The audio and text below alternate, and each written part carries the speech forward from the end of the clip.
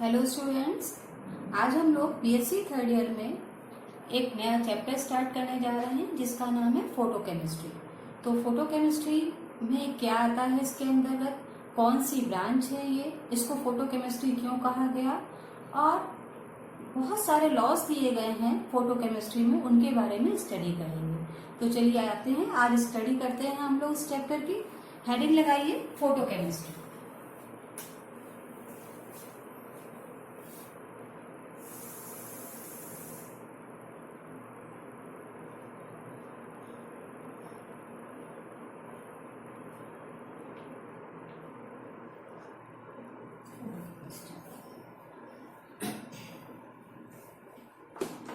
बच्चों, photo chemistry वो branch है साइंस की जिसमें chemical reaction in the presence of light या एक्सटर्नल सोर्स ऑफ लाइट पर आधारित है, उसकी स्टडी की जाती है, उसको बोलते हैं हम लोग फोटो केमिस्ट्री। तो उस ब्रांच में, जिस ब्रांच में हम लोग किसी भी केमिकल रिएक्शन की स्टडी करेंगे, एक्सटर्नल सोर्स ऑफ लाइट जैसे सन हो गया या आर्टिफिशियली लाइट हमने दी, और उसके अंतर्गत हम जब उसकी स्टडी करते हैं तो उसको बोलते हैं फोटो केमिकल रिएक्शन, और उस ब्रांच को बोलते हैं फोटो केमिस्ट्री। तो लिखिए बच्चों, the branch of physical chemistry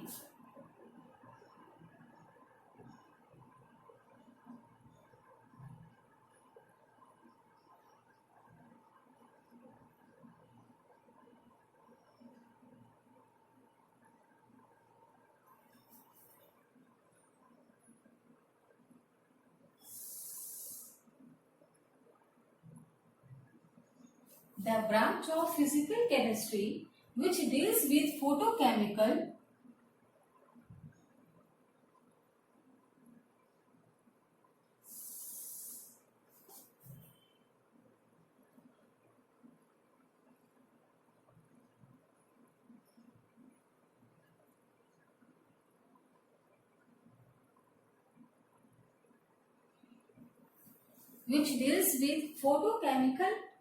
reactions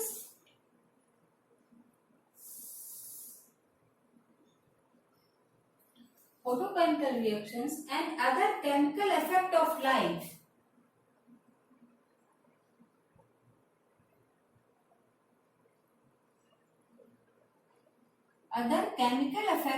light वो ब्रांच जो कि किसी रिएक्शन में लाइट का क्या इफेक्ट पड़ रहा है उसकी स्टडी करता है, उसको बोलते हैं हम लोग photo chemistry. Other effect of light is called photochemical reaction.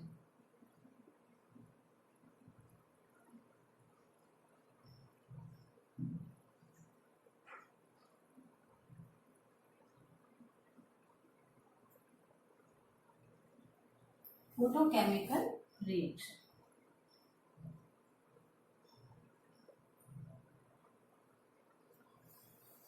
इस ब्रांच के अंतर्गत हम लोग स्टडी करेंगे कि फोटोकेमिकल रिएक्शन जो है हो रही है, उसमें लाइट का क्या प्रभाव हो रहा है। बच्चों, इसमें क्या होता है, फोटो केमिकल इफेक्ट में लैम्डा जो है विजिबल रेंज में ही लाई करेगा। लैम्डा होती है तरंग दैर्घ्य, वेवलेंथ। लैम्डा लाइज इसको बोलते हैं वेवलेंथ, हिंदी में बोलते हैं तरंग दैर्घ्य।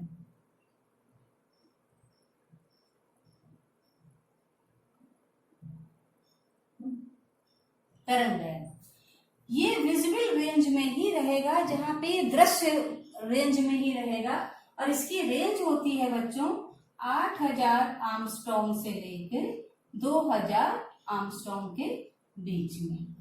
इसकी रेंज क्या होती है, 8000 आर्मस्ट्रॉन्ग से लेकर 2000 आर्मस्ट्रॉन्ग के बीच में इसकी रेंज होती है, जिसको बोलते हैं visible to ultraviolet range. Visible to ultraviolet range.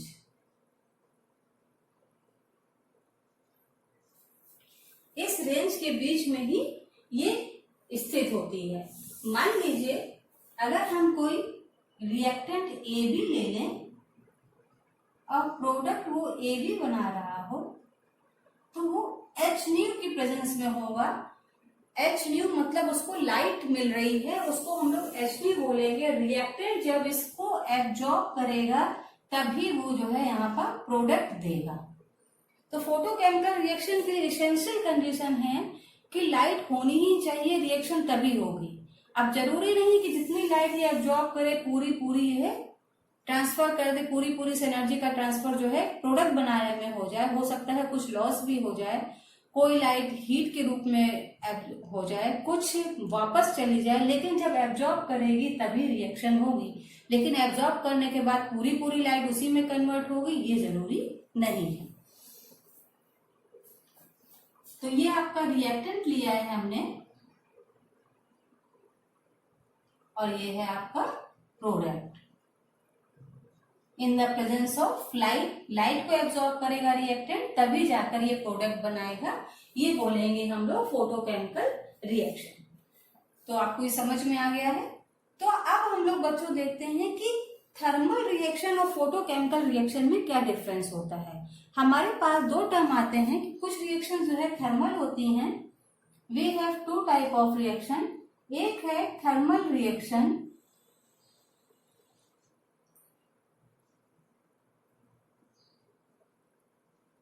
और दूसरी है बच्चों फोटोकेमिकल रिएक्शन। तो थर्मल रिएक्शन जो है वो क्या होती है, उसको इससे कंफ्यूज नहीं करना है। जो थर्मल रिएक्शन होंगी उनकी स्टडी तो हम लोग थर्मोडायनेमिक्स के अंतर्गत करते हैं और आप लोग पिछली क्लास में, प्रीवियस क्लास में थर्मोडायनेमिक्स पढ़कर आए हैं। और आज हम लोग को सिर्फ जो लाइट के प्रेजेंस में रिएक्शन होनी है उसी की स्टडी करनी है, लेकिन इनमें बेसिक डिफरेंस क्या है अभी हम लोग उसको जानेंगे। तो ये लिख लिया हो बच्चों, तो इसको जो है बिगाड़ दीजिए। अब हम लोग लगाते हैं डिफरेंस बिटवीन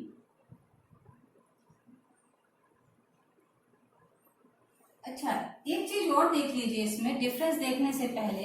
जो ये आपकी फोटोकेमिकल रिएक्शन होती है ना बच्चों, इसमें क्या होता है, मान लीजिए यहां पर ये रिएक्टेंट लिया गया है और ये लाइट जो है एच न्यू यहां पर आ रही है। एच न्यू लाइट यहाँ पर I0 जो है ये यहाँ पर डाली जाती है, रेडिएशन यहाँ पे डाला जाता है। इसमें क्या होता है, कुछ तो रिटर्न हो जाता है रेडिएशन, वापस रिफ्लेक्ट हो जाता है, कुछ एब्जॉर्ब हो जाता है, कुछ ट्रांसमिट हो जाता है।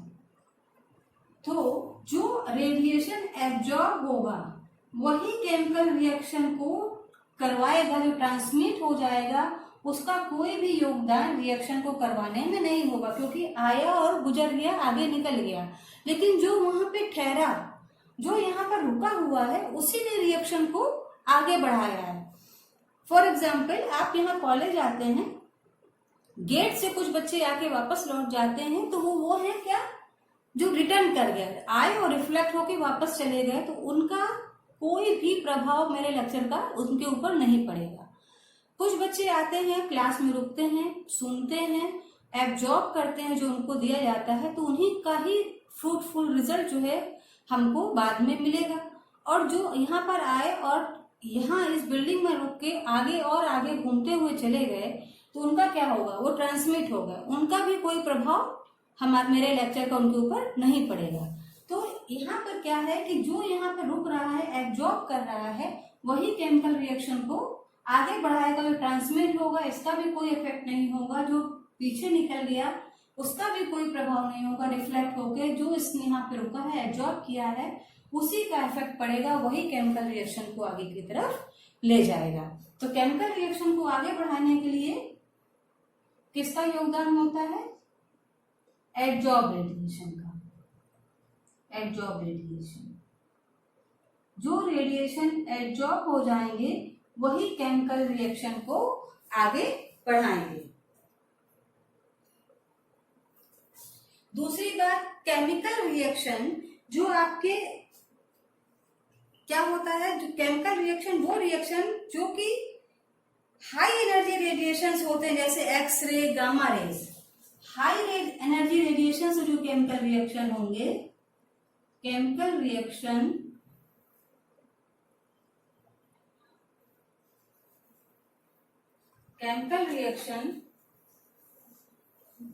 produced by high energy radiation, produced by high energy radiation, मतलब रेडिएशन की एनर्जी लैम्डा उसमें ज्यादा है। यहाँ पे तो हमारी रेंज फिक्स है, पर इससे भी ज्यादा हो जाए, हाई एनर्जी रेडिएशन हो जाए, जैसे एक्स रेज हो गई, गामा रेज हो गई आपकी, गामा रेज हो गई आपकी, तो उसकी स्टडी हम लोग करेंगे रेडिएशन केमिस्ट्री में। उसकी स्टडी कहाँ करेंगे हम लोग?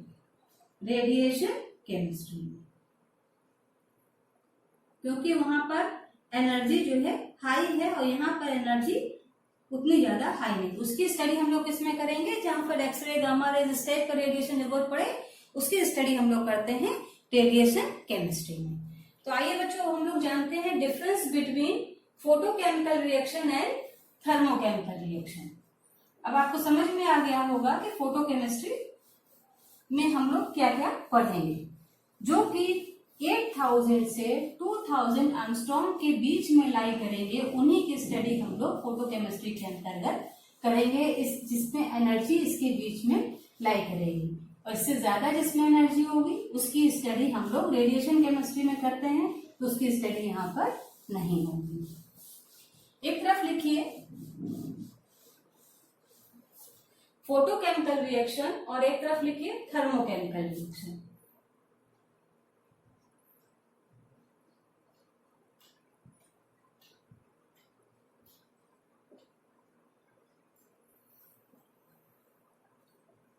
लिखिए थर्मोकेमिकल।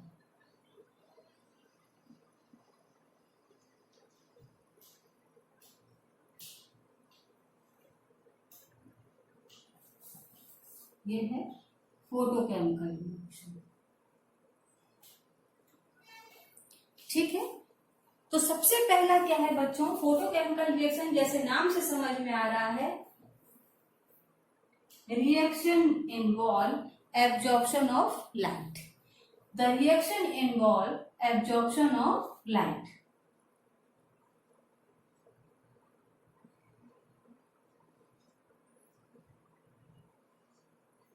बिना एब्जॉर्प्शन ऑफ लाइट के ये रिएक्शन नहीं होगी। एब्जॉर्प्शन ऑफ लाइट होगा तभी ये रिएक्शन होगी।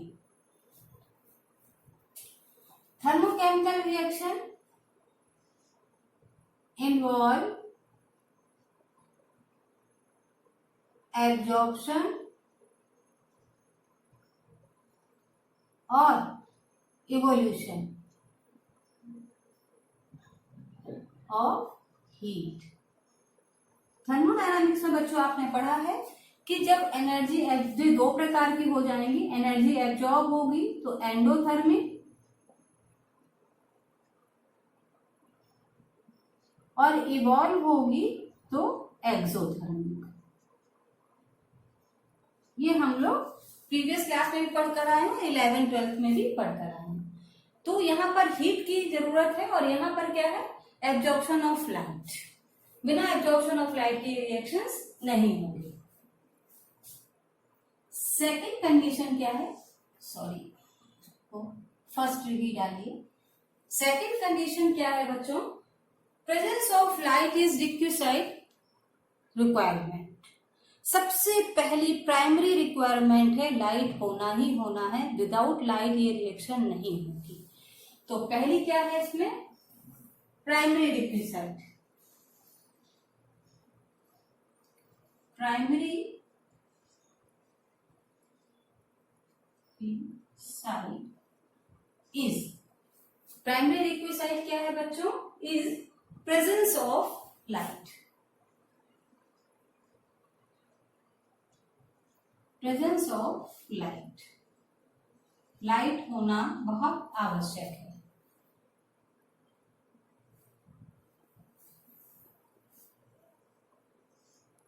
can take place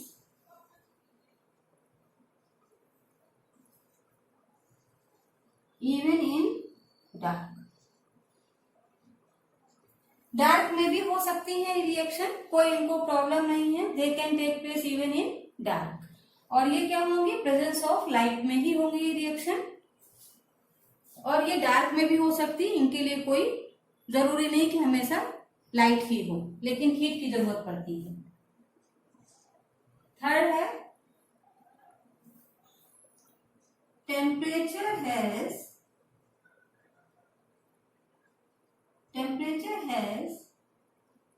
very little effect या वेरी लो इफेक्ट। टेम्परेचर का इसके ऊपर कोई खास प्रभाव नहीं होता है।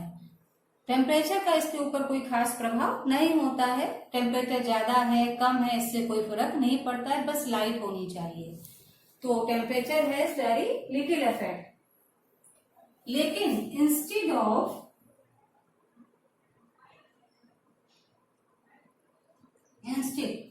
लेकिन intensity of light has markable effect. Intensity of light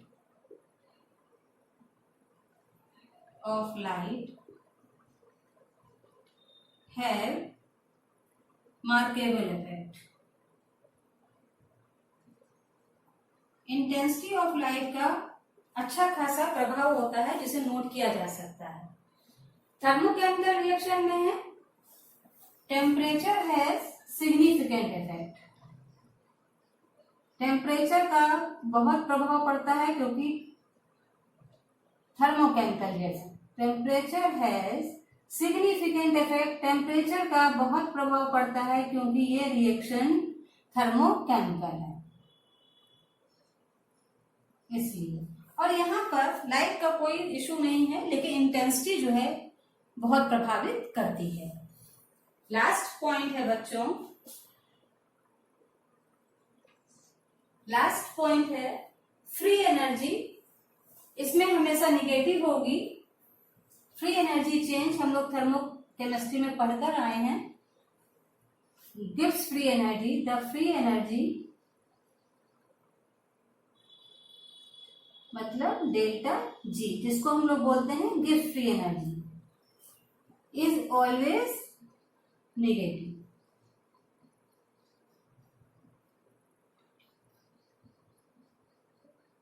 हमेशा गिव्स फ्री एनर्जी नॉर्मली नेगेटिव ही होती है, लेकिन फोटोकेमिकल रिएक्शन में देखा गया है कहीं कहीं कुछ प्रोसेस होते हैं जहां पर ये पॉजिटिव होती है। नॉर्मली तो यहां पर भी नेगेटिव होती है।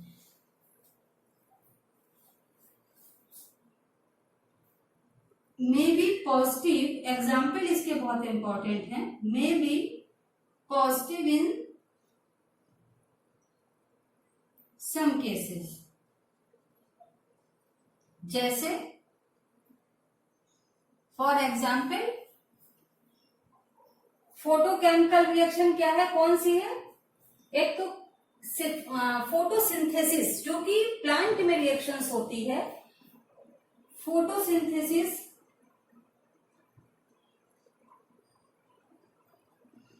प्लांट के भोजन बनाने की जो प्रक्रिया होती है उसको हम लोग बोलते हैं फोटोसिंथेसिस।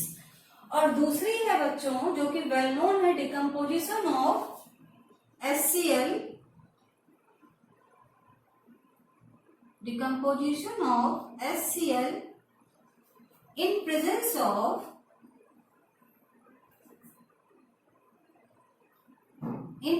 of light। लाइट में ही होती है रिएक्शन। इनटू किस में टूटता है HCl? H2and Cl2। तो ये हो गए डिफरेंस आपके photochemical reaction and thermochemical reaction में। नेक्स्ट टाइम पे बच्चों हम लोग पढ़ेंगे कुछ लॉस पढ़ेंगे फोटोकेमिस्ट्री के। तो आज के लिए इतना ही रखिए। हैव ए नाइस डे बच्चों।